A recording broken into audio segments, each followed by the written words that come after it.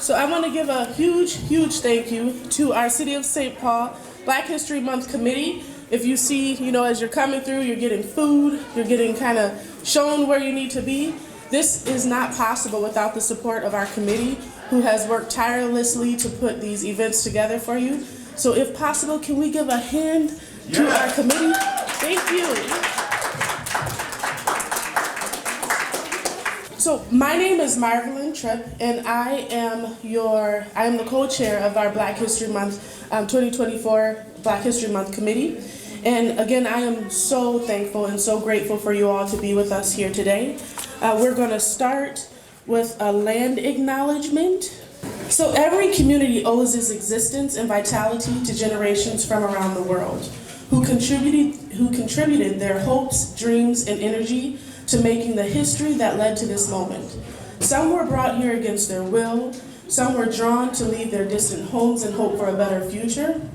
Some were drawn to leave their distant homes and hope for a better life. And some have lived on this land for more generations than can be counted.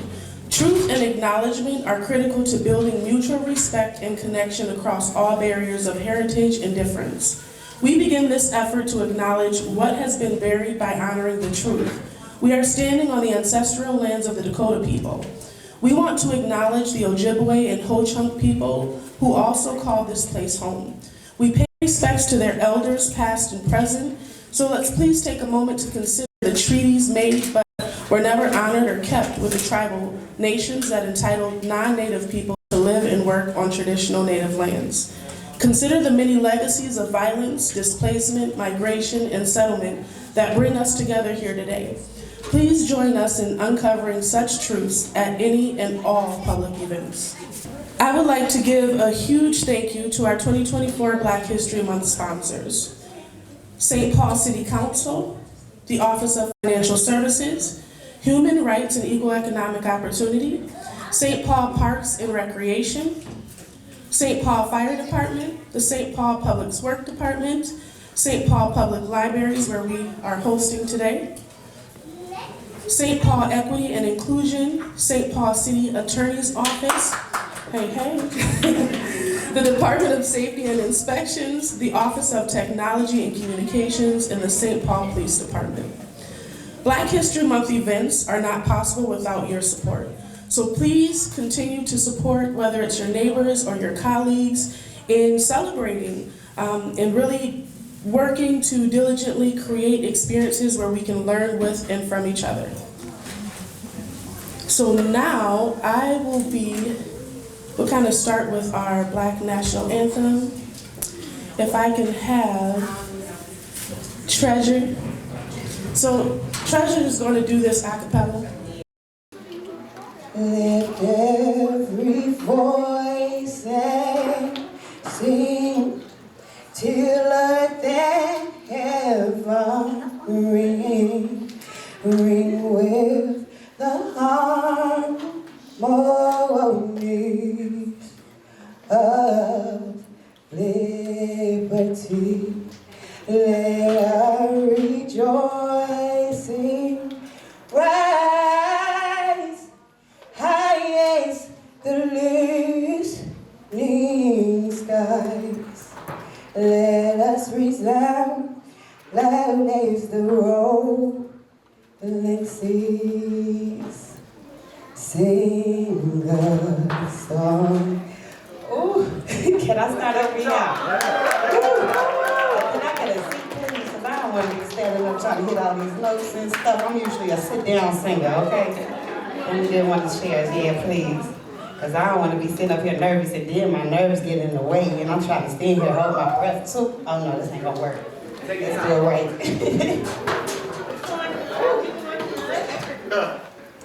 Lift every voice and sing till earth and heaven ring, ring with the harmonies of liberty.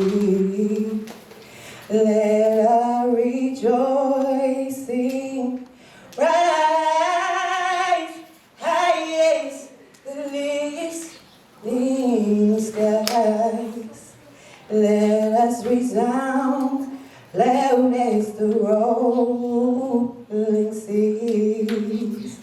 Sing a song full of the faith that the present has brought us, the past has taught us.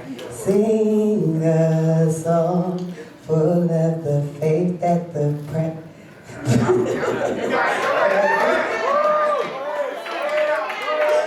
taught us, facing the rising sun of a new day begun. Let us march on to victory. Is one. Thank you, y'all. Now, we will hear a poem from Muna Abdullahi. Okay, so before I do a poem, it's really important to ground the space here. So, everybody can repeat after me. I am alive. Therefore, this space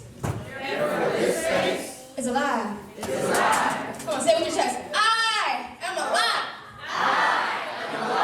Therefore, this space is alive.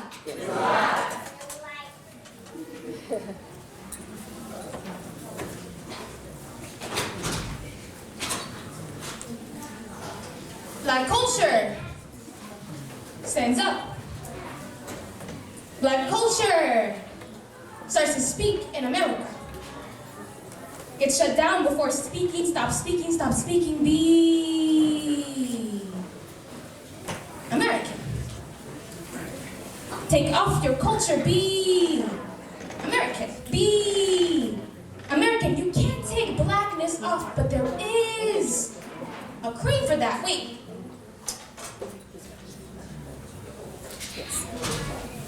Why are you so light? Does that still make you a black girl? Be that black girl. Not that culture or hood girl, but that good girl. Keep the good parts. I mean like a little culture. So I can say I have that one black friend, so I can say I have that one friend. Show us your talents.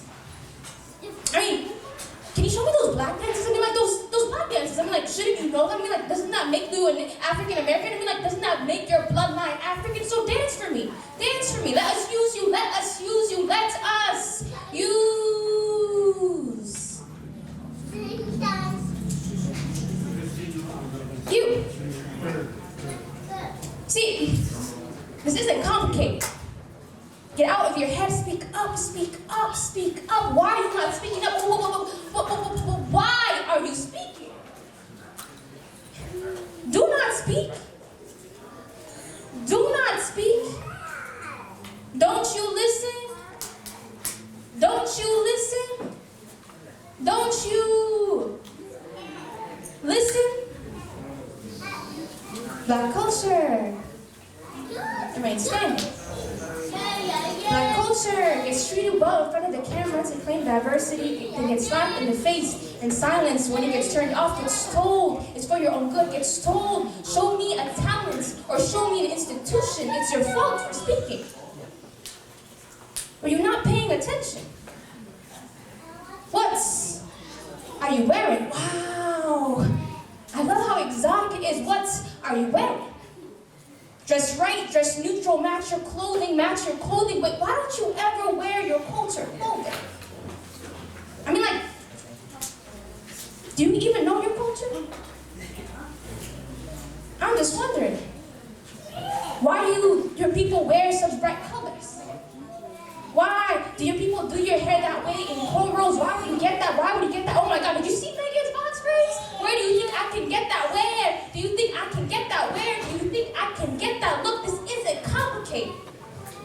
Keep the good parts, get rid of the bad part. Your blackness is the bad part, but your culture is the good part. Just let us use you, let us use you, let us use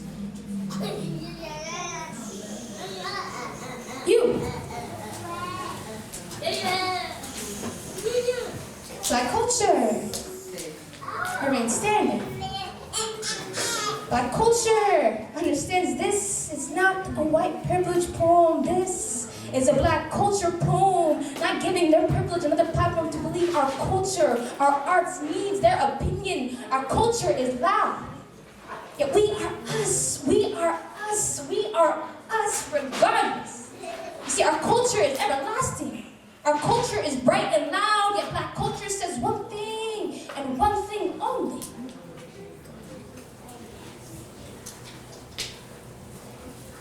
You need black culture to justify your identity, while black culture needs no one. Thank you. My name is Melvin Carter, and the most important thing I need you to know about me is that I am a child from this neighborhood. And I want you to know, I'm not saying I'm from a neighborhood like this. I'm not saying I'm from kind of around here in general. What I'm telling you is, when I was all of your age, if you're younger than me, I would get up and walk to this Wendy's. I would get up and walk to these stores. I would get up and walk to these spaces. If I was good and my parents let me, I would walk to these spaces and exist in community just like that. And today I have the privilege and honor of serving this city as the mayor. And the reason I said it's most important for you to know where I come from is because if you're younger than me and you're reading books in this library, if you're younger than me and you've ever played at a playground in this community, if you're younger than me and you've ever run down the sidewalk in this community, if you're younger than me and you go to school in this community, or you're learning in this community, or going to church in this community, or live in this community, that means you're on the road towards being the next mayor of this city. I don't think you heard me. And that's what Black history is about. Like, we have all these amazing people on this screen. People who have made history, people who have done amazing, incredible, world-changing things. And what's important is really not that you know that they did amazing things. What's important is not that you know that I'm the mayor. What's important is that you know that if I can be the mayor, then so can you. What's important is that you know if they can win awards and be scientists and be astronauts and be world leaders, then so can you. And so what I love about Black History Month isn't the history at all. What I love about Black History Month is the reminder that we can build our future just like they did. Because don't you know, when they were busy building history, it wasn't history yet. And that's the same for all of us. People always talk, when I got elected, people are, you're the first Black mayor of the city of St. Paul. You made history. And I would always tell them, I'm more interested in making the future. And don't you know, thank you. And don't you know that we in St. Paul, and let me tell you, young folks, I'm gonna tell you a little secret. You ready for it? Don't tell anybody I said this, all right? You ready? And you guys on the live stream too. It's a secret. Whenever you hear the word future, everybody say future. Future. Whenever you hear the word future, people talk all beautiful about the future. And they say the future belongs to those who show up, and the future this, and the future that. You should know, whenever anybody says the word future, young people, they talk about you. They talking about you. They might as well say your name. Isaiah. They might as well say Isaiah. They might as well say Amir. They might as well say Nia. When they say the future, they're talking about you. You are the future. And that's why in St. Paul we start every child born with $50 in a college savings account. That's why in St. Paul we do guaranteed income. That's why in St. Paul this is your library, and if you check out a book, I'm going to tell you a secret. I have a late library book right now. It's the truth. I have a late library book right now. Me and my daughter have been checking out the library. We have a late library book right now, and we're going to bring it back, and guess what? Guess how much our late fine is going to be? Say it loud. Zero, because we don't believe in late fines in St. Paul, because this is your library, these are your books. We know we exist in community together and somebody else needs those books, so we're going to bring them back. But these are our books, we're not going to charge each other for that. And the reason we do all of those types of things is because we want you to know that we are invested in you. We want, yes, you. We want you to know that we are invested in you and your future, because we know that your future is the future. Your future is our future, and that's the most important thing that we can do together. And so I have a proclamation that says, I therefore hereby declare February 2024 to be Black History Month in the city of St. Paul, and I'm going to leave it here. So if you want to, you can read it, but I'm not going to read it all to you. Because what's important isn't the words on this proclamation. What's important when we celebrate history, what's important is the future we're building. And whenever we say future, who are we talking about? So what I just said, and this is the mayor of St. Paul saying it, so it must be true. What I just said is, what's important to this city is who? Who? Is you. Is you. Is you. Because here's the thing. A city doesn't really exist. A city isn't really a thing. It's just like one day somebody took a map and drew some lines around some streets and said, this is the city of St. Paul. It's imaginary. What's real is the people in it. What's real is you, the people who give it breath and life, and that's you.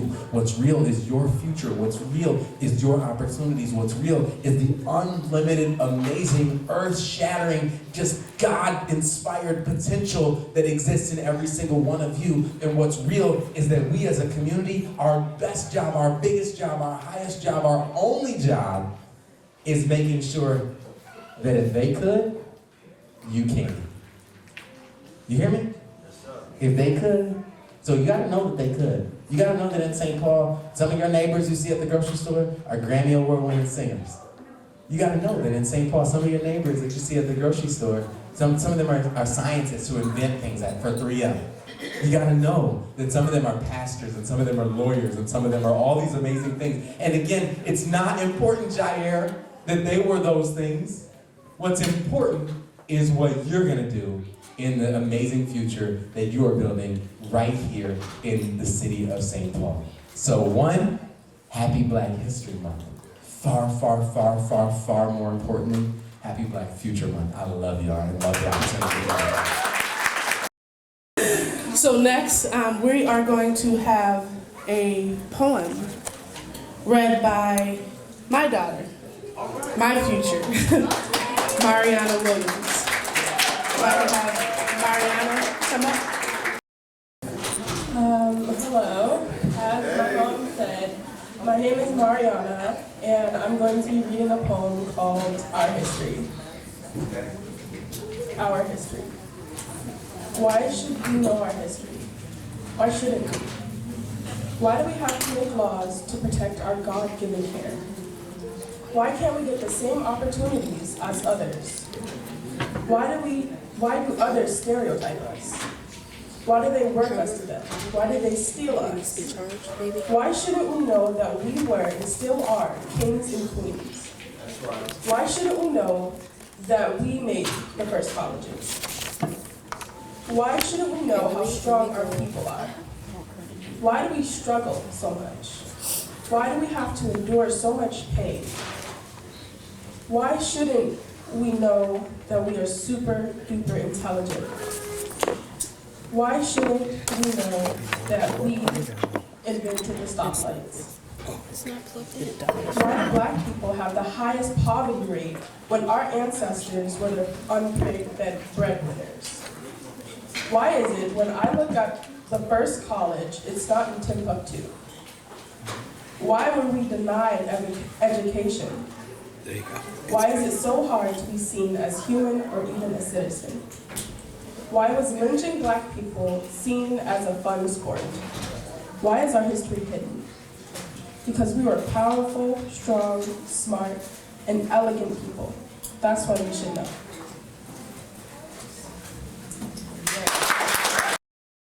So next, I am going to have Brother DeAndre come up to read us a poem on Rondo. How's everybody doing? Alright, today I'm going to be reading The Betrayed Bird. In the heart of Rondo, where the Mississippi bends, a story unfolds, where history mends. A neighborhood once vibrant, full of soul, now caught in the grip of a relentless toll. Gentrification shadowed, a relentless tide, washing away the culture where history hides. Rondo, a community rich and bold, a tapestry of stories, of tales untold. In the echoes of jazz, in the rhythm of the street, a legacy forged, where cultures would meet. But in the shadows of progress, a darker tale, gentrification's winds began to set sail. Bulldozers came with a cold embrace, erasing the past, leaving an empty space. Brick by brick, memories crumbled, gentrification's force, families humbled. A displacement of roots, a tearing apart, in the name of development, a wounded heart. Once thriving streets, lined with life, now echo with silence in the face of strife. Corner stores and jazz clubs swept away, replaced by condos where children used to play. Families shattered, dreams torn asunder, yet in the soul of Rondo there's a thunder of voices rising in the night to reclaim the narrative, to set things right. The history of Rondo etched in its ground, in the strength of those who stand their ground. Gentrification may alter the face, but the spirit of Rondo finds a different space. Let the voices of justice pierce the ear. In the face of gentrification, we declare for Rondo's legacy a force to be reckoned. In the heart of the city, a spirit unbroken. Thank you. 5, 6, 7, go. Very important. Both hands are going together, okay? It's going to go. 5, 6, 7, go.